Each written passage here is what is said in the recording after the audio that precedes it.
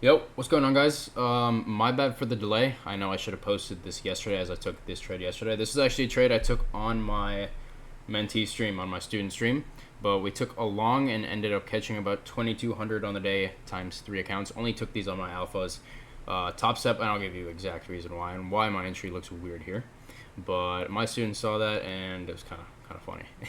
But no, I took a long here. It was a 1.53 RR, secured 2,200, about 743 per account times 3. So I'm just going to give you a quick rundown right here on why we took this long and why we targeted all-time highs. So my biggest basis coming into the morning was I wanted to be bullish. Obviously, there's no replay mode here, but I'm just going to go back and act like that. Coming into the morning, I see we have two things to keep us bullish outside of time-based liquidity. We have this hourly gap right here, and then this hourly gap right here, right? What I wanted was a retracement into preferably this one, but to get a nice reaction coming out of that to then target all-time highs, which is right there. Kind of hard to see, but just act like you see that, right? So at market open, and sorry, let me add one more thing. At market open, ES ends up pushing all the way down wherever it went, taking out our lows right here. So look at the time frame, 2330. So those were our Asian lows and London lows that we ended up taking out. 2330 right there. So there is our very valid SMT. I remember everyone's like, oh, short, it's going to keep going. Have both things open. Use this mode here where you can have NQ and ES and have it both open so you can see when you're getting a reaction out of a potential SMT, in this case right here. Now I'm going to give you a quick lesson because everyone in my student stream, not everyone, a few people said, Xander, why are you longing into a 15-minute gap right here? Two reasons. First reason, the hourly is telling me long. I said coming into the morning, you can go in my chats and everything in the trading chat. I said I am not taking a short today, no matter what. I am very strict, and I don't like having analysis paralysis, but I said unless we were to invert both of those hourly gaps for some reason, I'm only looking for a long today. And that's exactly why I took a win today and people lost. So, Xander, why did you long into this 15-minute gap right here? So, let me show you one thing. Prior to market open, which was this candle right here, this candle right here, prior to market open, we formed a 15-minute gap right here. At market open, we pushed into that and started melting, right? So, what did we form?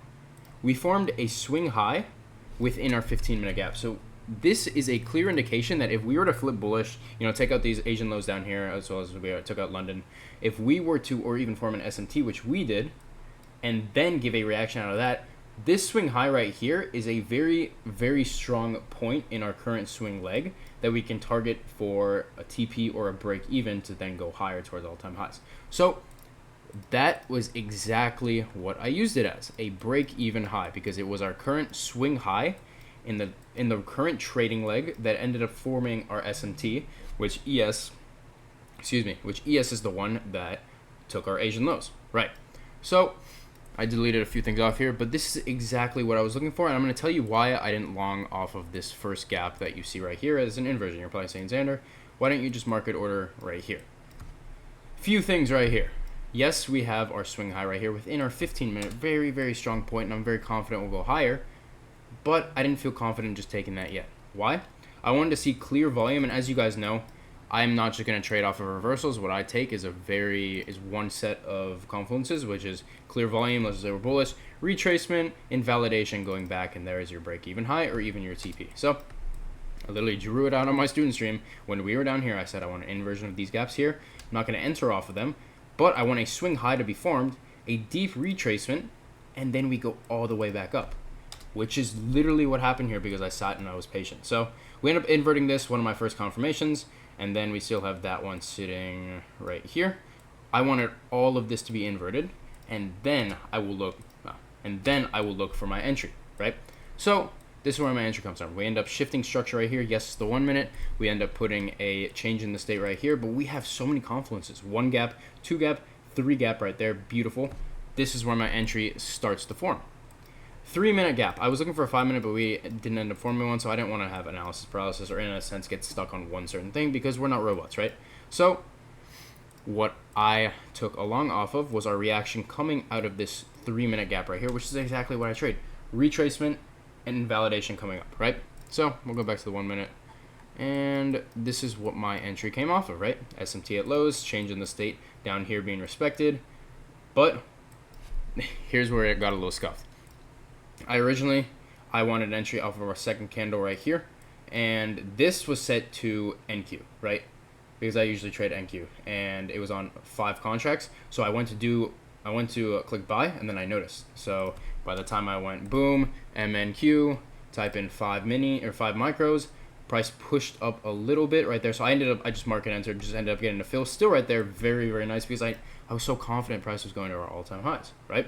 So what did I get? My retracement, my invalidation, which was, my draw thing. Invalidation was this bullish candle and this bullish candle, because I don't just trade changes of states coming out of imbalances or inverse. I guess I also trade invalidation candles or candles with higher volume, right? Just kind of telling me price is going to go higher off here. Very nice low that is protected in this range all the way here. But if you go to ES, I don't want to, actually, yeah, I'll open it for you guys. You're welcome. ES inverted our 1 minute gap. Where is it? Am I getting this wrong? Right here. ES inverted the 1 minute gap. So right there when I saw that, I'm like, I'm not sitting out of this trade. This is literally A+. This is exactly what I've been waiting for all week. This was the only trade I took this week. Only trade. Saw nothing Monday, saw nothing Tuesday, obviously Wednesday FOMC, and then boom, Thursday, took it. Today I didn't trade, I was busy, so I couldn't even hop on. But this is all it took, and it was that simple. So, got an entry right here, we ended up tapping back in, and then boom, I went break even at this high, and we ended up flushing, remove that, all the way up there into the tick, as you can see. If you were to open NQ pushed like up there, but entered right here at 690.5. Right there, which is where the entry tool is, and then exit it at 765.25, which is right there at that high. So that is exactly how I made $2,200 on my alpha accounts. If I were to take them on my top step as well, just do the math, because I got 5 of those. So overall, W day, W week ending off green, and I will see everyone Monday.